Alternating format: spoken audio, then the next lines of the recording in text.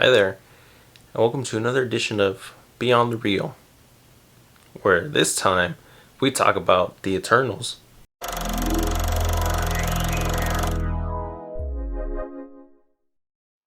So, earlier in the week, Marvel Studios posted a quick welcome back to the movies video, and in that video, there's a lot of announcements and footage from their upcoming projects, and I just wanted to make a quick video on the Eternals because honestly, I think out of everything in that lineup, I feel that the Eternals is probably the most ambitious. And just real quick before we get into it, quick little rundown on the Eternals.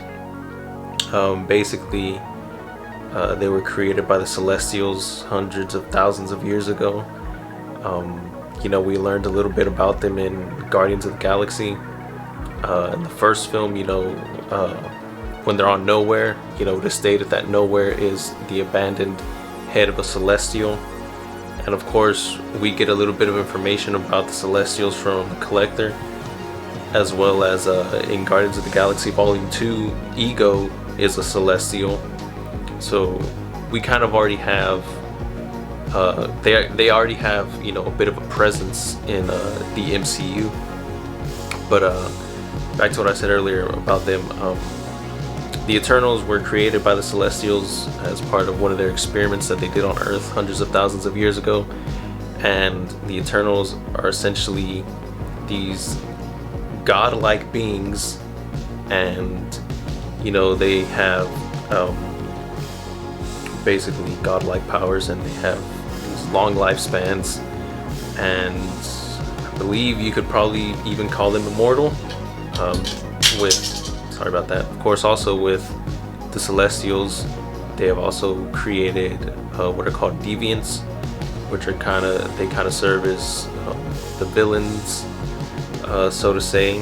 And the Eternals and the deviants have this history where they kind of fight each other, because the Eternals are meant to be the ones that protect humanity, and the deviants have I believe it's called the Deviant Syndrome, which basically means that they're turned into like these monstrous creatures. And of course, the Eternals, you could say, are kind of like the race. There's also the Eternals, the team, the superhero team, that I imagine this is what the film is going to be about. And they are basically like, they clearly have inspiration from mythology from throughout the world. Like, for example, there's one called Icarus, there's Athena, there's Circe, and Gilgamesh. But of course, these aren't the actual characters that we know from other mythologies. It's just kind of an alternate take, and clearly the creators were inspired by those characters, these people. And yeah, that's just about the team itself. So of course, one of the things that I'm most looking forward to is Ajak, which is played by Salma Hayek, because I love me some Salma Hayek. And of course, I'm Hispanic, so I will support.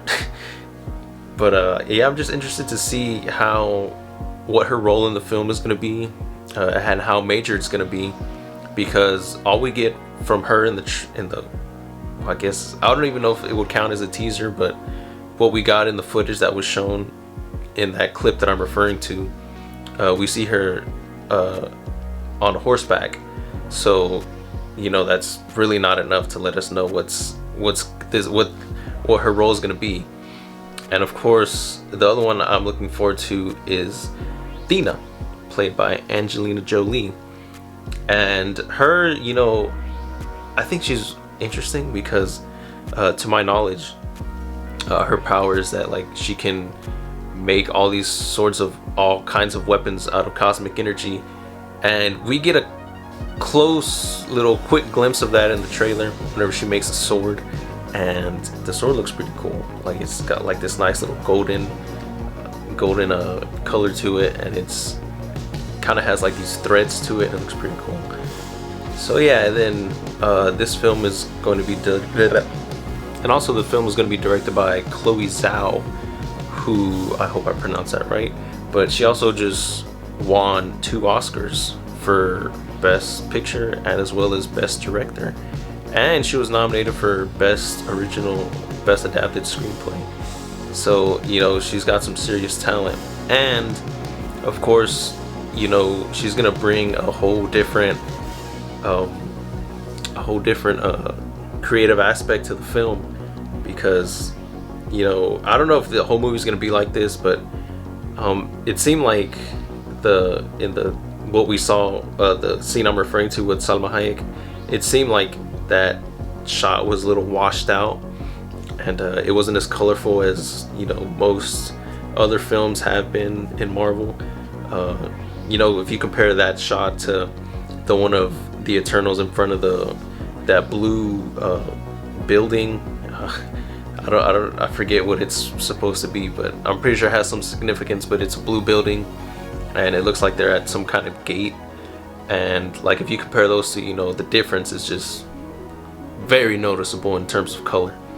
So yeah, you know, earlier when I was talking about how I feel this film could be very ambitious, it's because, of course, you know, it has a star-studded cast.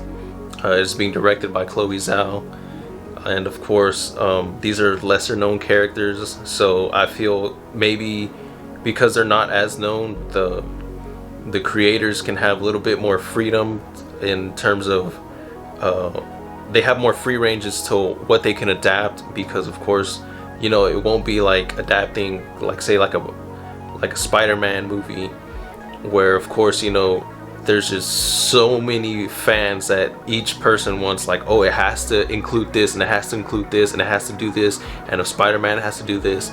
So since these aren't comparing them to the more well-known characters that we've had, like Spider-Man, Iron Man, Thor, you know, compared to this, I'm hoping they can have more free range and surprise us, because who knows, you know, maybe this could be a random hit like Guardians of the Galaxy or Ant-Man.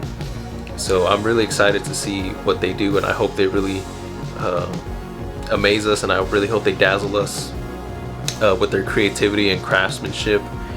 And also Kevin Feige, I don't know if this is the exact quote, but he described this as a 7,000-year story of humanity and our place in the cosmos. So I feel like that's going to be the main theme throughout the film, and that also tells us that, you know, the film isn't going to just like take place like in one point in time. It seems like it's going to be various times throughout history. And yeah, that's really it. You know, I just want to make a quick video on it because it's just something I've been thinking about, and I hope that you know, if you weren't too familiar with the Eternals, I hope this kind of like gave you a quick little basic crash course.